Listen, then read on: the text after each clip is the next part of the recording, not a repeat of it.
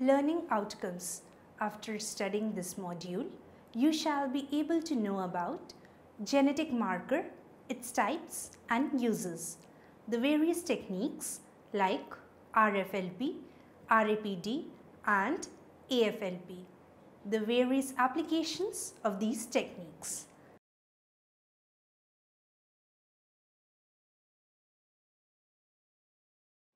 A genetic marker is an easily identifiable piece of genetic material, usually DNA, that can be used in the laboratory to tell a part of cells, individuals, populations or species.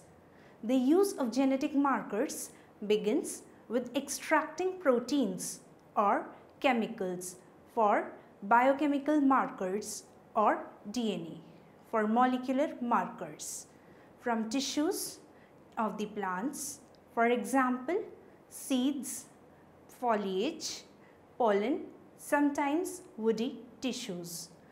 Laboratory protocols, often well developed, but may need adjustments for certain species, are then applied, resulting typically in visual representations from staining or tagging techniques, which are then converted into data, usually allele types and frequencies or presence or absence of data.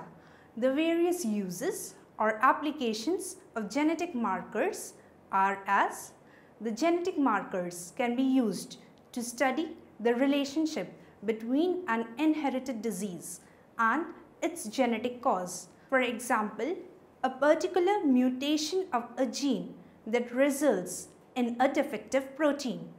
It is known that pieces of DNA that lie near each other on a chromosome tend to be inherited together. This property enables the use of a marker which can then be used to determine the precise inheritance pattern of the gene that has not yet been exactly localized. The genetic markers are employed in genealogical DNA testing for genetic genealogy to determine genetic distance between individuals or populations.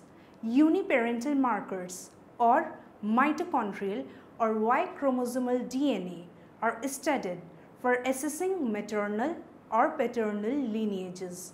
Autosomal markers are used for all ancestry. Genetic markers have to be easily identifiable, associated with a specific locus and highly polymorphic, because homozygous do not provide many information. Detection of the marker can be direct by RNA sequencing or indirect using alloenzymes. Some of the methods used to study the genome or phylogenetic are RFLP, amplified fragment length polymorphism, that is AFLP, RAPD, SSR. They can be used to create genetic maps or whatever organism is being studied. Now we will study the types of genetic markers.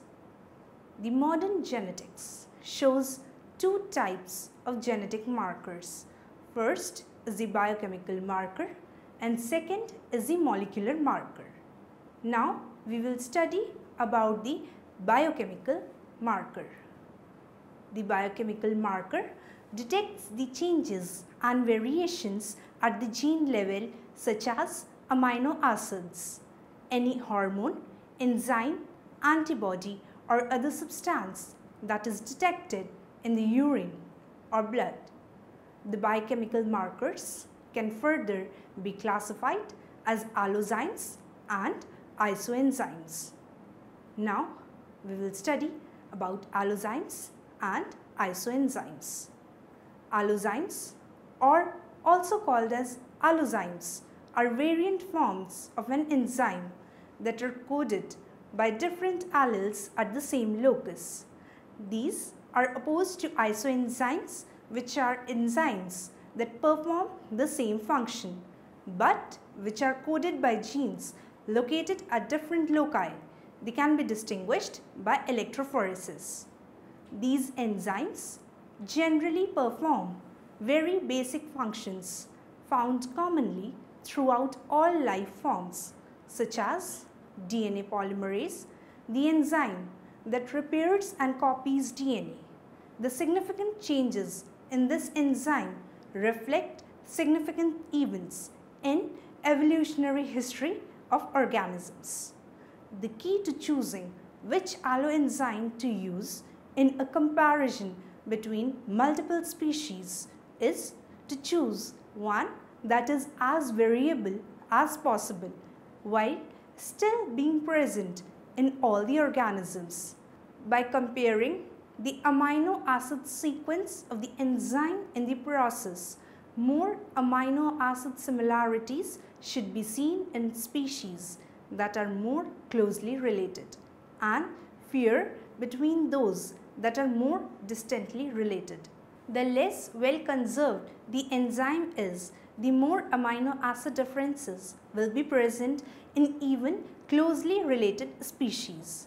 The isoenzymes, also called as isozymes or more generally as multiple forms of enzymes, are enzymes that differ in amino acid sequences but catalyze the same chemical reaction. These enzymes usually display different kinetic parameters, example, different Km values, or different regulatory properties. The existence of isoenzymes permits the fine-tuning of metabolism to meet the particular needs of a given tissue or developmental stage. For example, lactate dehydrogenase or LDH. In biochemistry, isozymes or isoenzymes, also isoforms, closely related variants of the enzymes. In many cases, they are coded for by homologous genes that have diverged over time. Although, strictly speaking, the allozymes represent enzymes from different alleles of the same gene, and isozymes represent enzymes from different genes that process or catalyze the same reaction. The two words are usually used interchangeably. Now we will study about the molecular markers. A molecular marker is a molecule contained within a sample taken from an organism or the biological markers or other matters. It can be used to reveal certain characteristics about the respective source.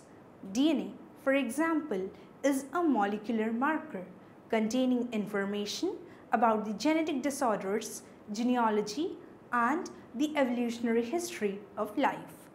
Specific regions of the DNA or the genetic markers are used to diagnose the autosomal recessive genetic disorders.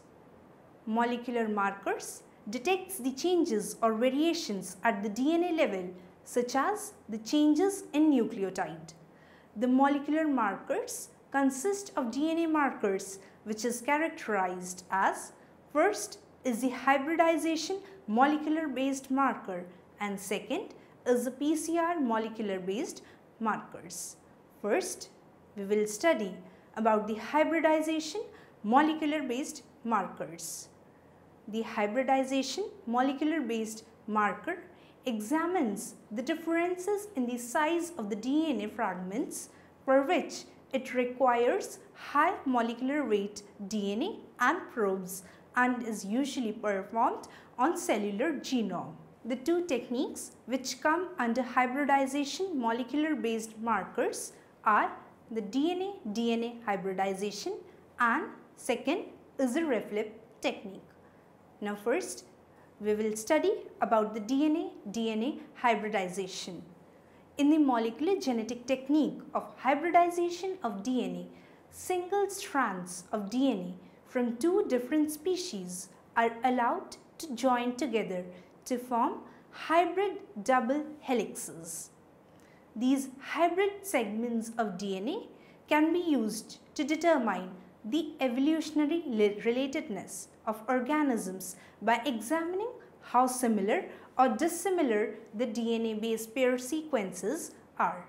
The technique of DNA hybridization is based on two principles. The first, that double strands of DNA are held together by hydrogen bonds between the complementary base pairs, and the second is that the more closely related the two species are, the greater will be the number of complementary base pairs in the hybrid DNA. In other words, the degree of hybridization is proportional to the degree of similarity between the molecules of DNA from the two species. This process of hybridization is used in molecular biology laboratory to perform the techniques like Southern blotting and PCR. DNA hybridization technique is usually used to determine the genetic distance between the two species. Now we will study about the RFLP or the RFLP technique. RFLP, also known as RFLP or restriction fragment length polymorphism. The basic technique for detecting the RFLPs involves fragmenting a sample of DNA by a restriction enzyme, which can recognize and cut DNA wherever a specific short sequence occurs, and in a process known as restriction digest. The resulting DNA fragments are then separated by length through a process known as agarose gel electrophoresis and transferred to a membrane via the Southern blot procedure. Hybridization of the membrane to a labeled DNA probe then determines the length of the fragments which are complementary to the probe. An RFLP occurs when the length of a detected fragment varies between individuals. Each fragment length is considered an allele and can be used in genetic analysis. RFLP analysis may be subdivided into single, that is SLP, and multi-locus or MLP paradigms. Usually, the SLP method is preferred over the MLP method because it is more sensitive, easier to interpret, and capable of analyzing mixed DNA samples. Moreover, data can be generated even when the DNA is degraded. RFLP technique is expensive and a time-consuming method. The RFLP technique is a vital tool in determining the genetic disease, the gene mapping, and most important, to solve the paternity dispute cases. Next, we move on to the PCR-based markers. First off, let us learn what is PCR. The polymerase chain reaction, or the PCR, is a technology in molecular biology used to amplify a single copy or a few copies of pieces of DNA across several orders of magnitude, generating thousands to millions of copies of a particular DNA sequence. Developed in 1983 by Carey Millis, PCR is now a common and often indispensable technique used in medical and biological research labs for a variety of applications. Typically, PCR consists of a series of 20 to 40 repeated temperature changes called cycles, with each cycle commonly consisting of 2 to 3 discrete temperature steps, usually 3. The cycling is often preceded by a single temperature step at a high temperature, that is greater than 90 degrees centigrade, and followed by one hold at the end for final product extension or a brief storage. The temperatures used and the length of time they are applied in each cycle depend on a variety of parameters. These include the enzymes used for DNA synthesis, the concentration of divalent ions and the DNTPs in the reaction, and the melting temperatures of the primers. The first step is the initialization step. This step consists of heating the reaction to a temperature of 94 to 96 degrees centigrade, which is held for 1 to 9 minutes. Next is the denaturation step. This step is the first regular cycling event and consists of heating the reaction to 94 to 98 degrees Celsius for 20 to 30 seconds. It causes the DNA melting of the DNA template by disrupting the hydrogen bonds between the complementary bases, yielding single-stranded DNA molecules. Third is the annealing step. The reaction temperature is lowered to 50 to 65 degrees Celsius for 20 to 40 seconds, allowing annealing of the primers to the single-stranded DNA template. This temperature must be low enough to allow for hybridization of the primers to the strand, but high enough for the hybridization to be specific. That is, the primer should only bind to a perfectly complementary part of the template. If the temperature is too low, the primer could bind imperfectly. If it is too high, the primer may not bind. Typically, the annealing temperature is about 3 to 5 degrees Celsius. Below that, the team of the primers used. The stable DNA-DNA hydrogen bonds are only formed when the primer sequence very closely matches the template sequence. The polymerase binds to the primer template hybrid and begins the DNA formation. Next is the extension or the elongation step. The temperature at this step depends on the DNA polymerase used, that is the Taq polymerase, and it has its optimum activity temperature at 75 to 80 degrees Celsius, and commonly a temperature of 72 degrees centigrade is used with this enzyme. At this step, the DNA polymerase synthesizes a new DNA strand complementary to the DNA template strand by adding the DNTPs that are complementary to the template in 5' to 3' direction, condensing the 5' phosphate group of the DNTPs with the 3' hydroxyl group at the end of the nascent or the extending DNA strand. The extension time depends both on the DNA polymerase used and on the length of the DNA fragment to amplify. As a rule of thumb, its optimum temperature, the DNA polymerase polymerizes 1,000 base pairs per minute.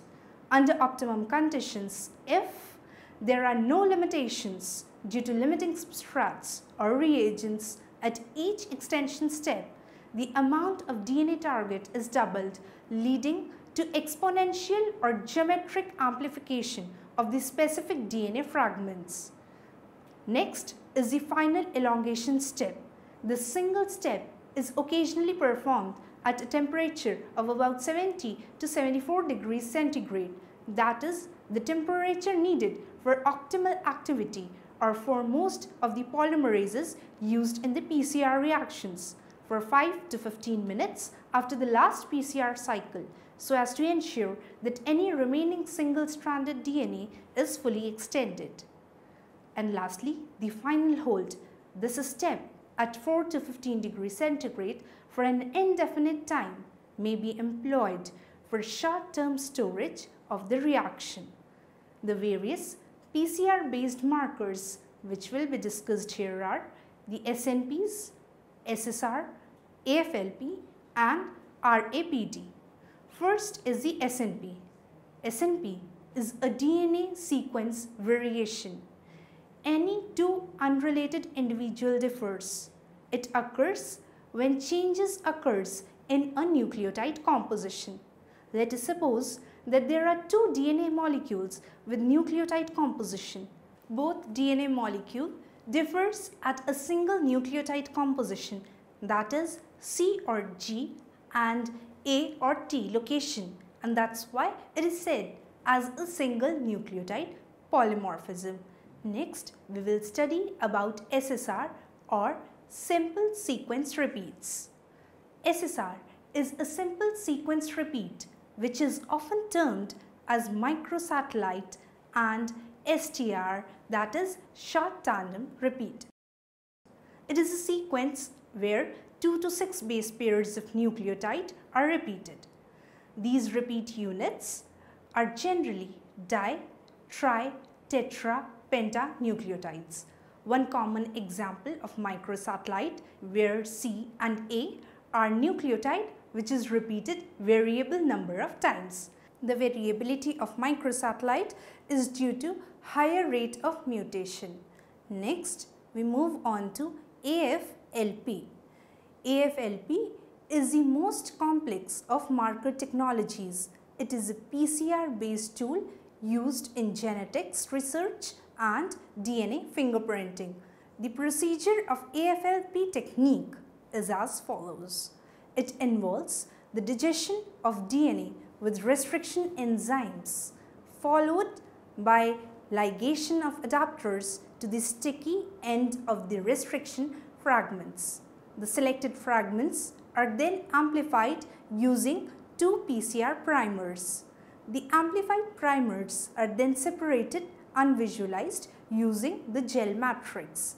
AFLP is used in molecular phylogenetic studies, creation of genetic maps, and AFLP is used in criminal and paternity tests to determine slight differences within populations. It is also used in the establishment of the linkage groups in crosses. Now we move on to RAPD or the random amplified polymorphic DNA. RAPD or random amplified polymorphic DNA is a type of PCR reaction by the segments of the DNA amplified in random. The DNA markers are developed by using random sequence of specific markers through the use of random primers. The RAPD is inexpensive, fast and easy method for detecting polymorphisms. The applications of RAPD are: it is used in genetic mapping. It is used to develop the genetic markers linked to a trait in question. It is also employed to study population and evolutionary genetics. Next, we see the class of the genetic marker characteristics in a table. The vertical column shows the characteristics, that is the number of loci, inheritance pattern, the positive features, the negative features, whereas the horizontal row shows the morphological markers, the protein markers, the RFLP markers, RAPD markers and SSR markers. Next, we move on to the forensic significance. In forensic science, hybridization probes are used for the detection of short tandem repeats, and restriction fragment length polymorphism are used in DNA profiling of an individual to solve the paternity disputes. The genetic markers are also useful in gene mapping. It also helps in the characterization of the genetic diversity or breeding pattern in animals.